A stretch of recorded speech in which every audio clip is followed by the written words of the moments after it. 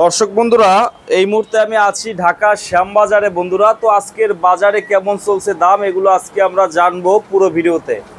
আসসালামু আলাইকুম ভাইয়া। ওয়ালাইকুম আসসালাম ভাই, ভালো কেমন আছেন ভাইয়া? হ্যাঁ ভালো আছি আলহামদুলিল্লাহ। তো কি অবস্থা ভাই আজকের বাজারে পেঁয়াজের?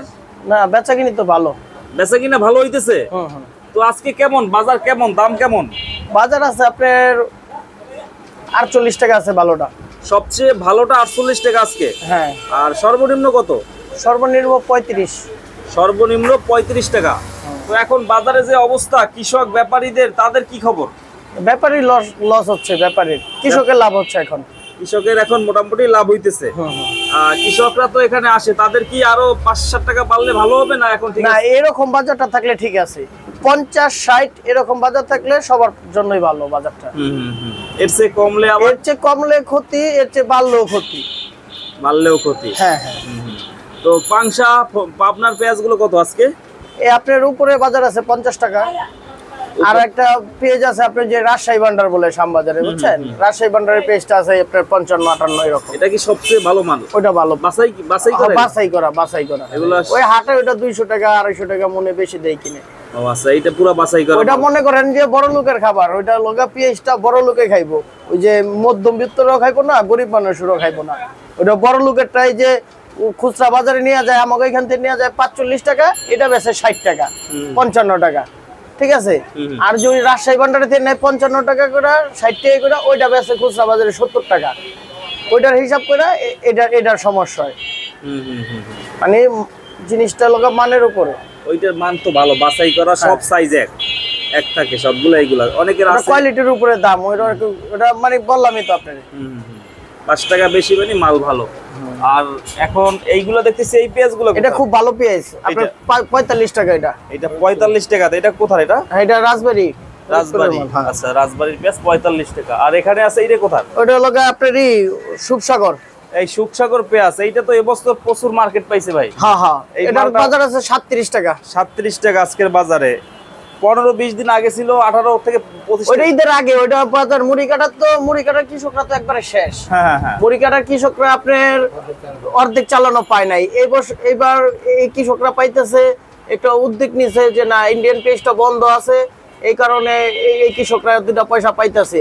আবার যদি ইন্ডিয়ান পেজ চালু করে দেয়, এই কৃষকেরও লস হইব, যারা রাখি রাখতেছে হ্যাঁ লস হয়ে যাব, প্রচুর লস হয়ে যাব যদি ইন্ডিয়ান পেজ মার্কেটে আসে। কিন্তু ইন্ডিয়ান পেজ আসুক না আসুক, কিন্তু বাজার নিয়ন্ত্রণ থাকা দরকার। বাজার এত হাইও করানোর দরকার নেই, এত লো করানোর দরকার নেই। এটা কারো করলে করা যাবে না। রাখিয়ালারা রাখতেছে, অনেক সাহস করে রাখতেছে, কাঁচামাল সাহস করে রাখছে, লাভ হইতে পারে লস হইতে পারে, এটার কোনো গ্যারান্টি নেই। গ্যারান্টি ছাড়া আর কি।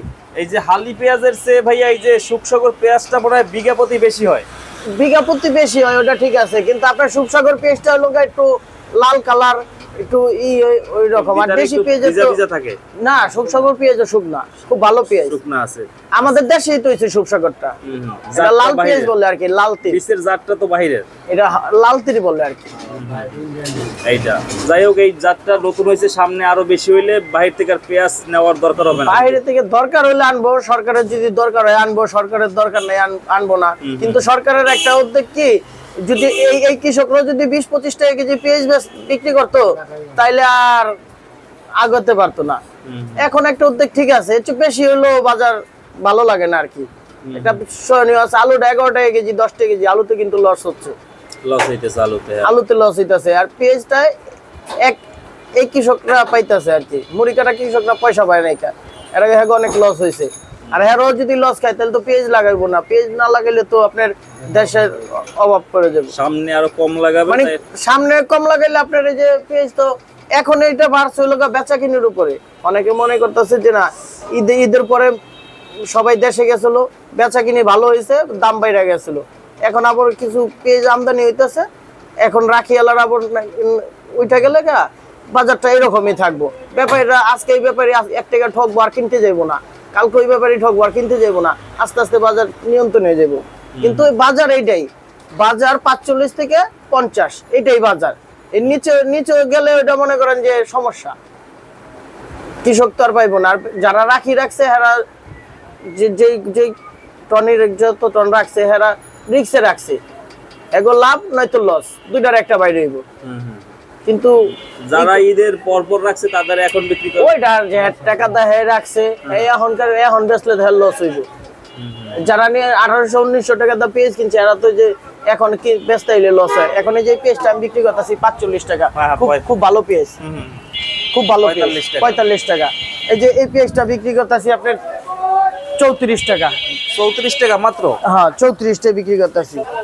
এটা এই যে এটি বিক্রি করতেছি 36-37 সুখসাগর। হ্যাঁ সুখসাগর। আবার এই যে একটা দেশি পেঁয়াজ আছে বিক্রি করতেছে আপনার লগা 41-42 টাকা। এটা দেশি লগা পাবনার আর কি, একটু পাবনা না? হ্যাঁ হ্যাঁ কোয়ালিটির উপরে আর কি। হ্যাঁ কোয়ালিটি। কিন্তু যারা খুচরা বাজারে বেশি বিক্রি করে এগো তো কোয়ালিটির উপরে না হইলে কাস্টমার জিনিস দেখে মাল কিনবো, বুঝেন না? এই অবস্থা। মোটামুটি আমদানি ভালো আছে ভাই হাটের বাজার? আমদানি ভালো আছে, বেচাকিনিও ভালো আছে।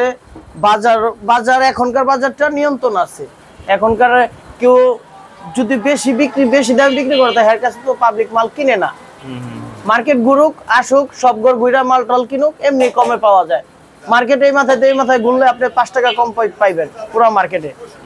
5 টাকা কম পাবেন, বাজেট ওই অনুযায়ী পাবে। হ্যাঁ হ্যাঁ হ্যাঁ বাজেট অনুযায়ী একটু ঘুরতে হবে। আইসা হুট করে নিলে একবারে থেকে আজকে 40 টাকা বেচলাম কালকে 45 চলো, খুচরা কাস্টমার একটা নিয়ে নিল, তাহলে তো বাজার হয়ে যায়। হ্যাঁ ঠকলো আমাকে কি, বুঝলেন না? কিনা জিততে বলে লাভ করা যায়। এটা তো লাভ করবে, কিনাই জিতা। এই যে এটা 50 টাকা বেচলো, অনেক দোকানে 50 টাকাও বিক্রি করে এই পেঁয়াজটা।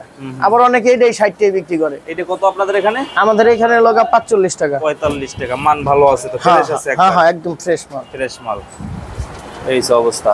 তো কৃষক ভাইদের জন্য সর্বশেষ কি বলতে চান, যারা এখন মাল পাঠাইতেছে আপনাদের, তারা কিভাবে মাল কিনবে, মানে পাঠাইবে? কৃষক ভাইদের উদ্দেশ্য করে বলতে চাই, কৃষক ভাইয়েরা মুড়ি কাটা পেঁয়াজে পয়সা পায় নাই, এই পেঁয়াজটাই মোটামুটি পয়সা পাইতেছে। বেশি পাওয়ার আশা করেও লাভ নাই। একটা স্থিতিশীল ভাবে বেচাকিনি করুক, বেচাকিনি হোক, এটাই ভালো। অতি লোভে তাঁতি নষ্ট, সবই নষ্ট হয়ে যাবো গা। ইন্ডিয়ান পেঁয়াজ আসুক বা না আসুক সেটা আমাদের সাবজেক্ট না। ইন্ডিয়ান পেঁয়াজ মার্কেটে যদি দেশের লোকে যদি যুদ্ধ করে আইসা যদি পারবো, আর না পারলে নাই। ইন্ডিয়ান পেঁয়াজ আসলে যে এই পেঁয়াজের দাম কমে যেতে হইব, ইন্ডিয়ান পেঁয়াজ না এলে যেটার দাম বাড়তে হবে, এরকম কিছু না করাটাই ভালো, সবার পক্ষেই ভালো। দেশের টাকা দেশের হইতেছে, দেশ একটা ভালো অবস্থানে আসুক, ঘুরা ফিরা, এটাই ভালো। এই সুন্দর কথা বলছেন ভাইয়া নাদিম ভাই। তো আপনাদের শপের নাম হচ্ছে রিফাত বাণিজ্যালয়? হ্যাঁ রিফাত বাণিজ্যালয়। ফোন নাম্বার কি দিয়ে দেবো ভাইয়া? হ্যাঁ দিয়ে দেন। তো দর্শক বন্ধুরা, এই হচ্ছে মিসেস রিফাত বাণিজ্যালয়। আপনারা চাইলে কিন্তু এখানে ফোন দিয়ে আসতে পারেন। নাদিম ভাইকে এখানে আসলে পাবেন ঢাকা শ্যামবাজারে। তো এই ছিল আজকে আমাদের পুরো ভিডিওটি। তো সকলে ভালো থাকবেন। আসসালামু আলাইকুম। তো এই ফোন নম্বর দেওয়া আছে, এখানে ফোন দিলে পেয়ে যাবেন।